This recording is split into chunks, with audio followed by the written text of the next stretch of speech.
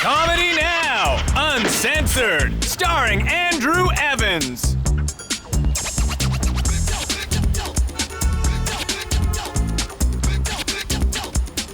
Please welcome Andrew Evans.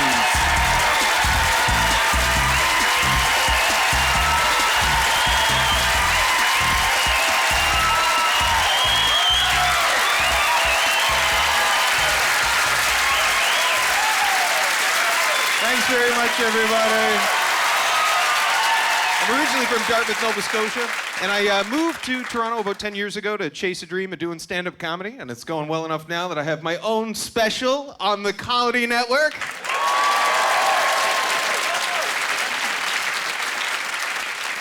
That I will have to watch at a friend's house because I can't afford cable. It's true. Everybody thinks, you know, if you're on TV or whatever, you've got money. I've actually had to go to the food bank. I gotta be the only person ever in the history of Nova Scotia to be from Nova Scotia, move to Toronto, and end up at the food bank for the first time in my life. And when I do have money, I make sure that I donate money now too, so or food as well. So something else everybody needs to donate, not just food, is plastic bags. Right? That'll save people some dignity. Right? Because everybody knows where you've been because the plastic bags from the food bank don't match. You know, when you get your groceries at Loblaws, they all say Loblaws on them. My roommate knew where I was, and he said, I would have given you some bucks. I said, how'd you know? He goes, well, I've never seen you buy dead cans of lentil soup or no-name mac and cheese at La Senza.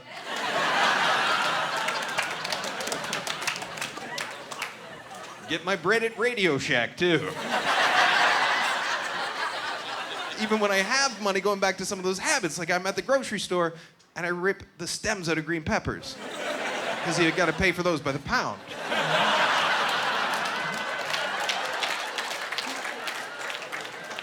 And then I get a lottery ticket and take a taxi home. That doesn't make a whole lot of sense. So when I first moved here, I had to take a day job.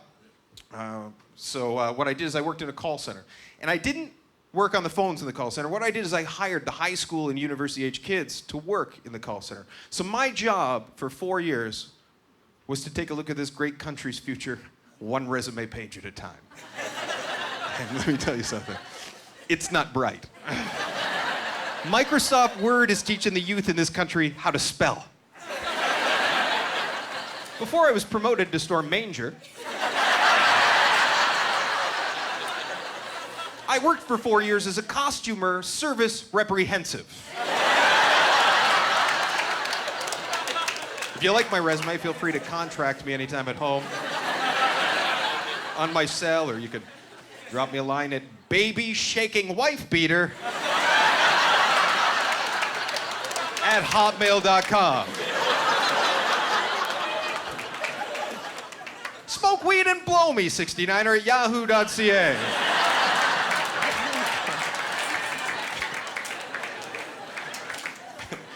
Now they're listing their interests on their resume. 16-year-old kids listing their interests on their resume at the bottom, right? I like to play Nintendo Wii, hang with my friends, and meet new people. Well, I didn't think you were qualified at first. You like meeting new people, do you? Apply for a job in a maternity ward. Those people are brand new. And they're looking for some mangers.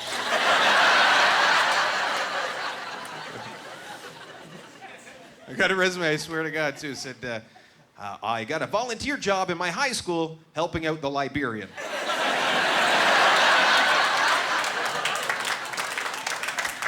It's not nice to single out a whole race of people on your resume like that.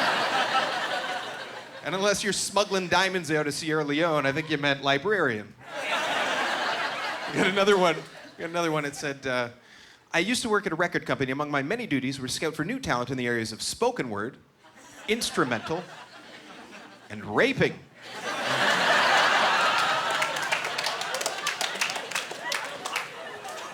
What do you look for in a rapist at a record company? Exactly. A lot of dark clothes, knowledge of dimly lit areas on campus, I guess. It was a bilingual call center, so I would hire Quebecers as well. And anytime we would get somebody who was a francophone, they weren't submitting resumes, they submitted CVs. CV is short for curriculum vitae, and it's Latin, and it means life course. And that was the first time that I was really confused by the French culture in this country. Because they actually have something called the Office de la Langue Française, right? The language police, because they're so worried about protecting and preserving their culture and their language that they actually have a law that the English on a store sign has to be smaller than the French. But when it comes to describing the last 35 years worth of work history, instead of using the perfectly good French word, resume,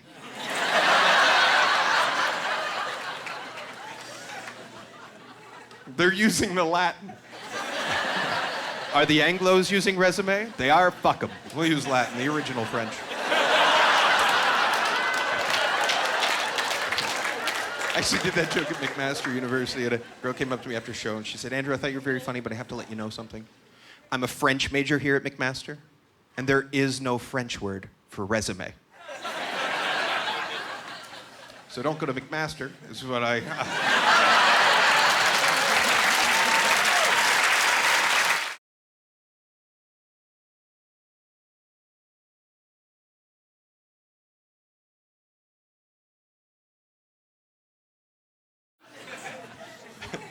Blockbuster's gone out of business, completely out of business.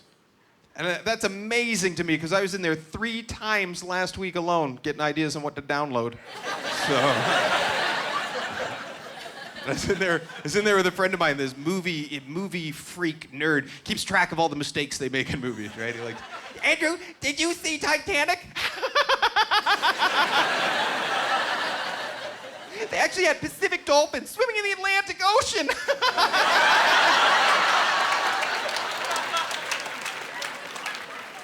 Andrew, did you see Spider-Man 3? That movie cost $350 million to make, and they still had 63 continuity errors. Can you believe it that they would have that many errors? Don't you think if you have a budget of $350 million, you can eliminate some of those errors? Yes, I do. I think money goes a long way to solve problems. You don't even need that much of it. For instance, if your parents invested $1 in a condom,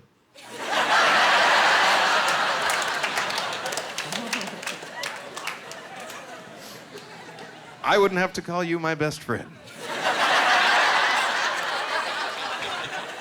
And I know I look a little bit like the Dr. House guy. Finally look like a celebrity, and he's a guy who's 20 years older than me. Right. But I know why I look 20 years older than I am, and it's because I hate everything. And that takes a toll on your system after a while. Like, last night, I was trying to get a great night's sleep to bring to you guys the best show I possibly can. And I couldn't get to sleep. Why? Because I couldn't stop hating salt and pepper shakers. They're not salt and pepper shakers. They're salt and pepper holders. I'm the shaker.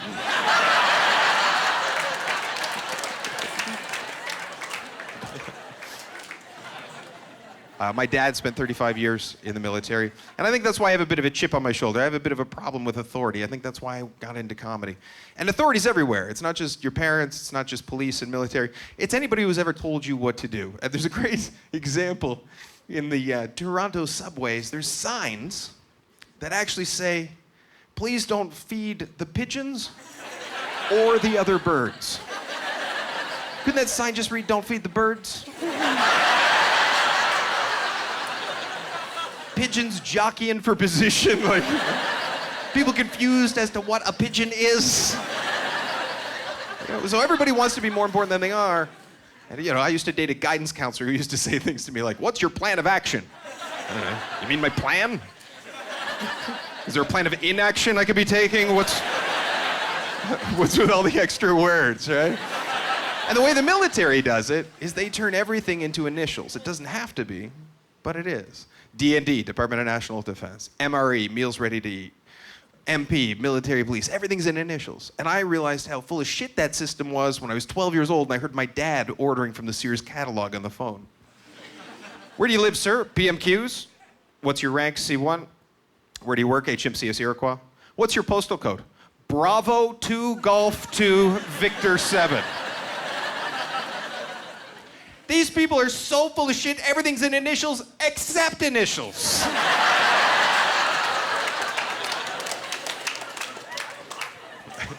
Man, it's confusing for a Maritimer to be in Toronto. I saw things for the first time I had never seen before in my entire life when I first moved here, like money.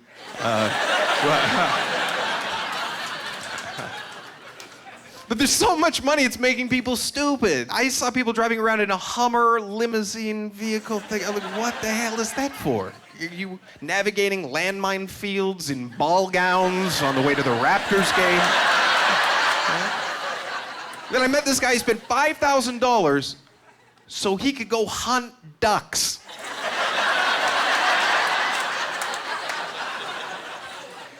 $5,000 to hunt quack quack ducks.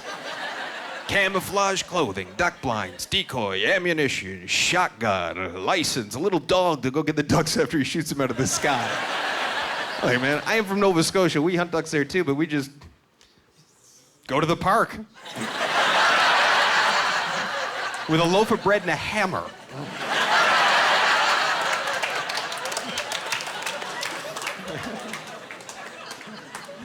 Here, ducky, ducky, ducky, ducky, get the bread.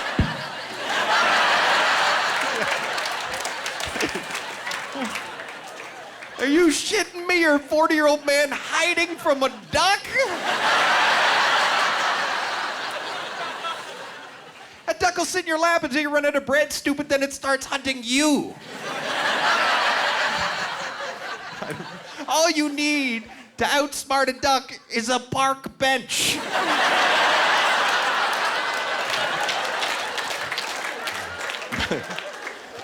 My mom didn't want me to be a comedian. She wanted me to be Catholic. And so we compromised, and I don't wear condoms.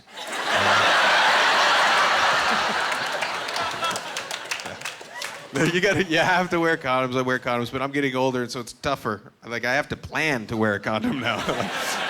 I got to plan to wear a condom like I'm planning to rob a bank.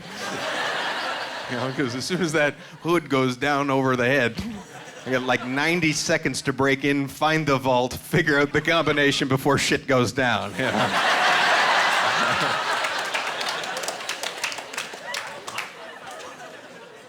But she did. She wanted me to be Catholic, and I wanted to be. I tried. I really did. I so wanted, because everybody was, and I just didn't want to be different. I wanted to join some group, and I couldn't do it. It was because every lesson my mom taught me didn't make any sense to me. She said, you know, Andrew, Pope Gregory the Great was the pope that declared pride to be the deadliest of all sins. Pope Gregory the Great declared pride to be the deadliest of all sins. Not Pope Gregory, they're pretty good. I'll give it a shot.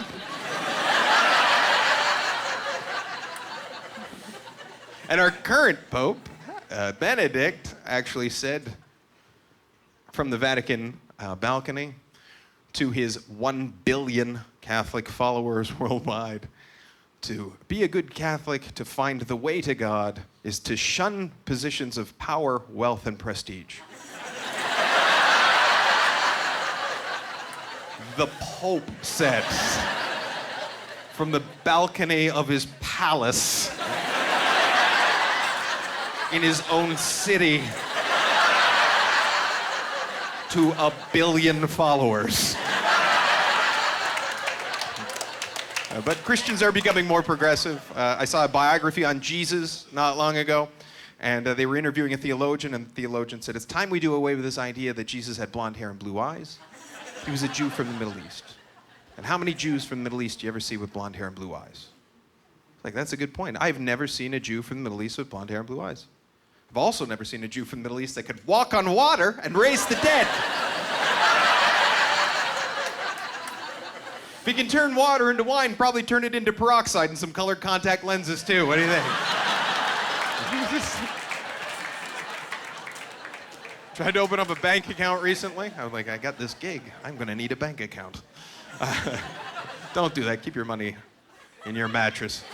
I went there and I said, I would like to open up a bank account, please. So I gave her $1,000 on the counter. She said, certainly, Mr. Evans, we will open you up a bank account. I go to leave, got my hand on the door of the bank. I haven't left yet. I'm about to leave. And I realized, oh my God, rent is tomorrow. I need $750 of that back. So I went back to the same teller. She's not even serving anybody else yet. The cash is still on the counter, and I said, I'm sorry, but I have rent tomorrow, and I need $750 of my money back, please. She said to me, I'm sorry, sir, but there's a 5-day waiting period for new bank customers.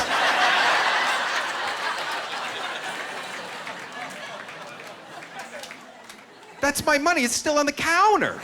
You haven't even put it away yet. I've entered it into the computer, sir, and it's our policy. We have a 5-day waiting period for any new bank customers. But that's my rent money. If you don't give me my rent money, I'm not gonna have a place to stay. I'm gonna have to sleep in the ATM. You ever see somebody sleeping in the ATM room? They're not homeless. They're new bank customers.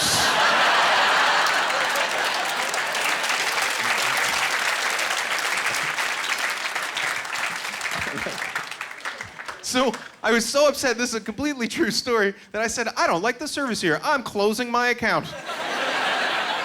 She wouldn't give me my $750 back, but she gave me the whole $1,000 and said, I'm sorry, sir, that you didn't like the service here.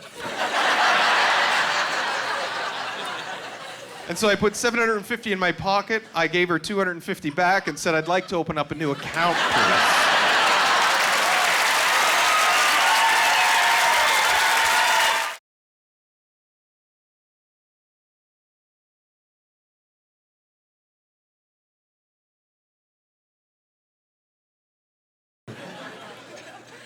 How's everybody's self-esteem? Is it good?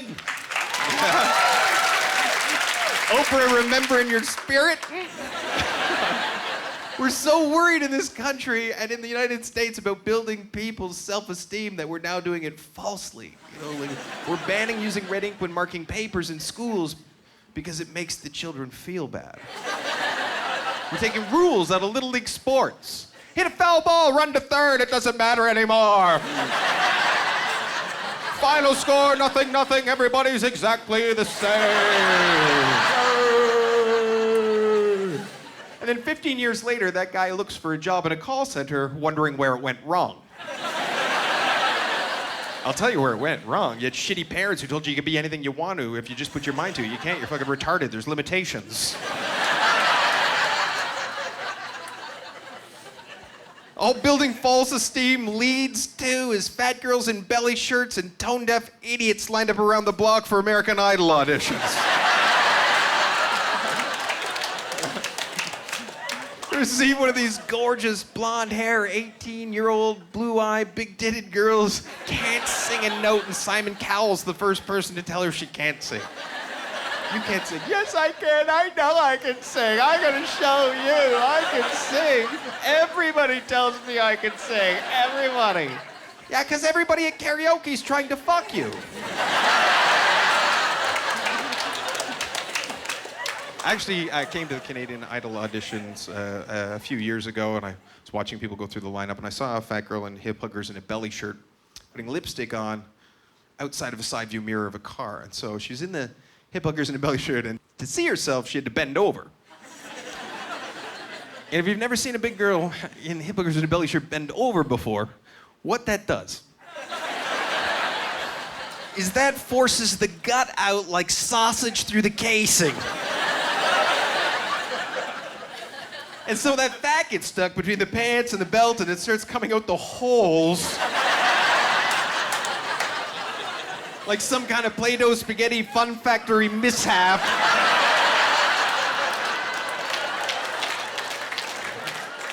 Maybe you're one of the lucky ones that gets to be behind her and you get to see the thong peek up. Looks more like God's slingshot.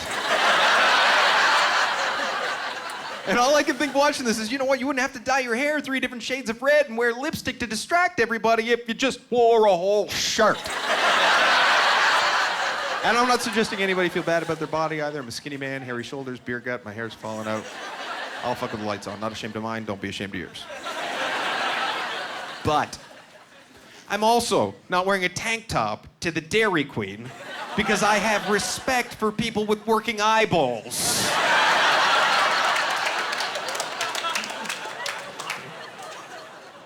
Why do I need to ruin your day getting the blizzard of the month because I'm having an I feel sexy day?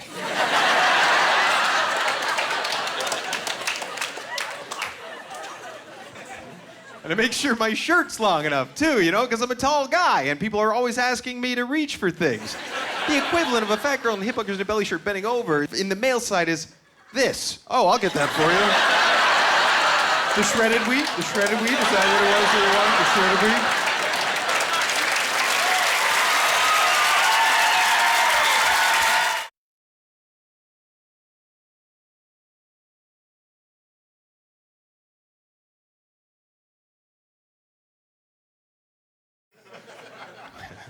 So as I said, my old man spent 35 years in the military. Last time I saw him in uniform actually was at Rideau Hall, getting a medal from the Governor General called the Member of Military Merit Award. I was very proud of him. He was part of Operation Apollo in the Persian Gulf in 2002.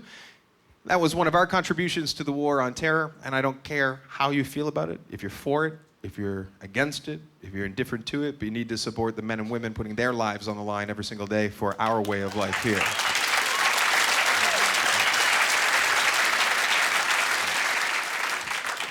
Because they're not all, you know, defending America's economic interests in the Middle East. Some of them are there because they have a high school education and a pregnant girlfriend. Like my dad. Yeah, that's a GED. But he was telling me that we were dropping million-dollar weapons from billion-dollar planes to catch 4 malnourished Al-Qaeda running around the desert in pajamas with playground-sharpened popsicle sticks. Do you really need to go to that kind of trouble? I don't think so. You know what you need? Loaf of bread and a hammer. Thanks very much, everybody. Have a great night.